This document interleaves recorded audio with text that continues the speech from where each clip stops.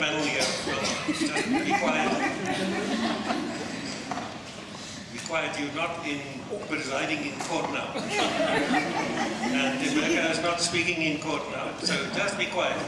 And you say, listen to the people. Let's hear from the people. We'll take 3 questions for now. We'll see how it goes. 3 questions or comments from the people. Then I will give every panelist a chance to, for 2 or 3 minutes, respond to the questions as well as to each other. And then we see what the time is. Okay, 3 questions or comments. There's a roving microphone. Put up your hand, introduce yourself. There in that corner. There's one there on the other side.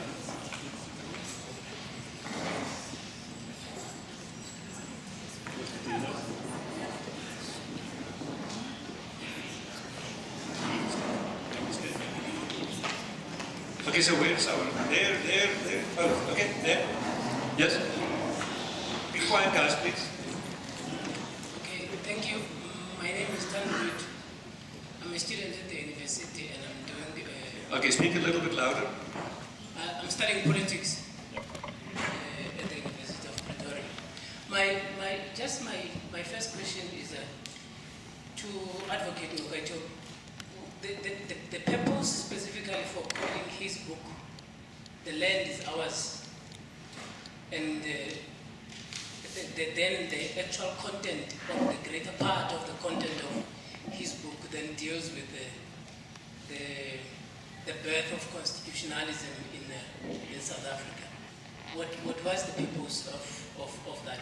Is it having a specific reason so much that he decided to use that, but the actual content of the book speaks on something else? And secondly, looking at the range of the people who have spoken now, I see Dikgang Moseneke, I see Zak Yacoob. Their position, I think it has got everything to do with the age, because whatever that they did, because it's a document that was done by them, and the positionality that they are taking of a constitution that is it's not a liberal constitution, it is actually something that is to build humanity.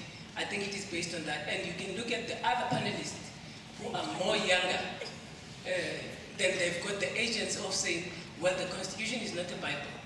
Is this really something that I'm picking up to say, just because the document itself comes from them, it is because of that reason that they view constitution as a transformative document, not a rigid document? I think you've asked the question. It's very important. I'll answer part of it. It is because of our age that we made sure to write in there that discrimination based on age is not allowed.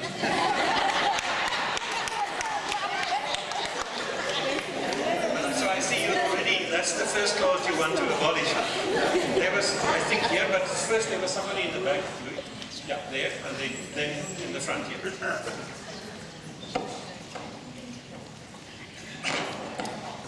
Thank you.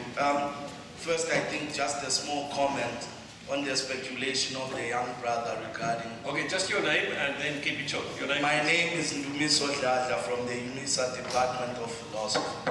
First, the speculation from the young brother regarding the title of the advocate's book.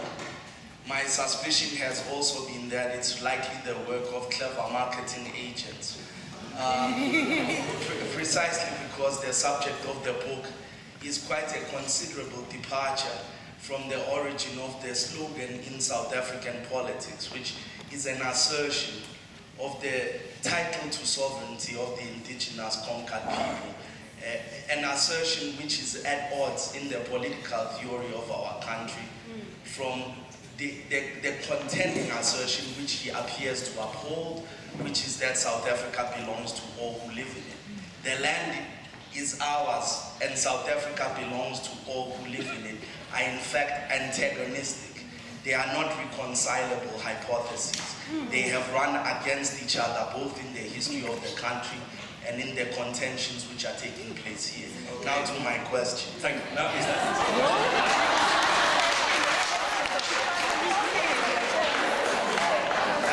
Sorry, was that the question? No, because I think if that is the question, you must get a simple yes or no answer from me. your question? Thank you. Right, so I'll limit my question to the second judge because I came in the middle. Justice Yacoob. Second judge, listen.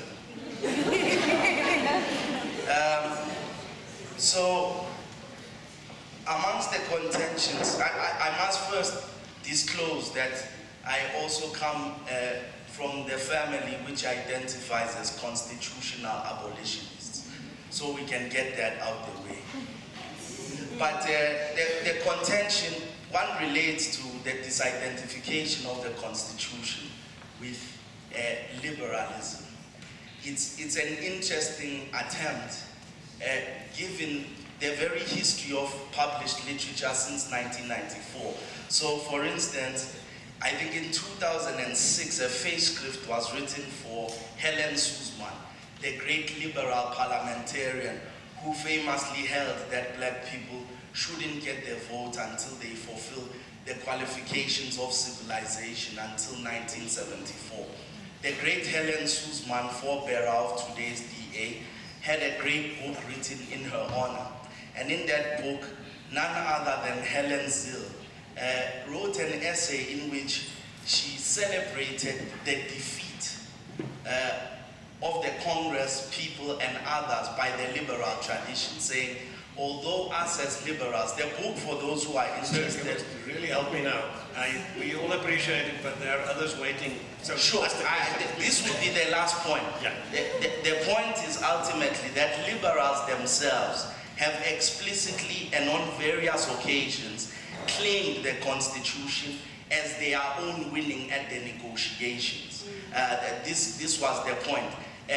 There are numerous examples. Alistair Sparks in his Tomorrow, Another Country, and his extensive detailing of the negotiation process reaches a similar conclusion. So it's disingenuous really by a serious jurisprudential analysis and an analysis of historical facts to claim that we don't have a liberal constitution. That's precisely what we have, and even the liberals will tell you. So thank you.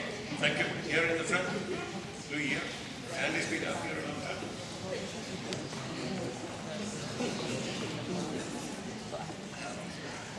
Thank you to the panel. That was a very great discussion, and we enjoyed every single word. I'm sure I speak for everyone. Your name?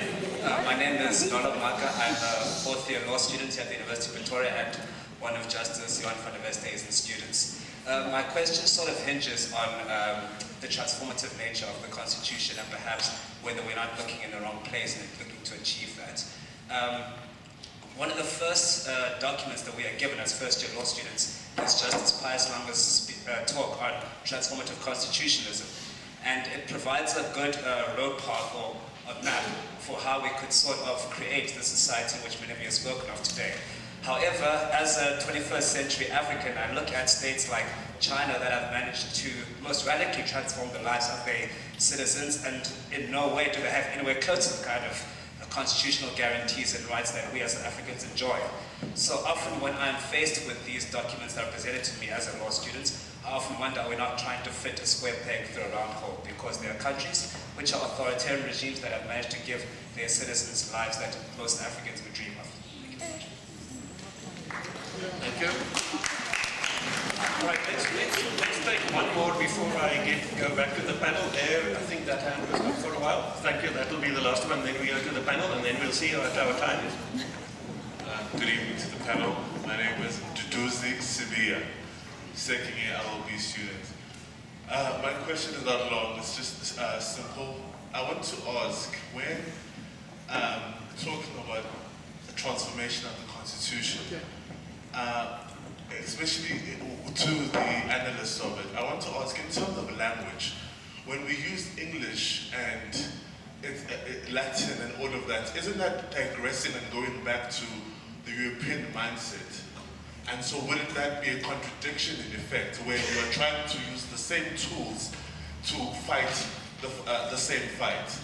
And that mindset in itself. Then my other question is, if you want to go back to a decolonized South Africa, and as an African man, I would rather, in my knowledge, I'm aware of the fact that the man is not only in his flesh, but is also in his spirit. And therefore, what do the panelists have to say in terms of the spiritual mandate of the African man in South Africa, where, in my opinion, none of that is spoken about in such panels? So thank you. Okay, thank you. Let's, what I'll do is give each panelist 2 to 3 minutes to respond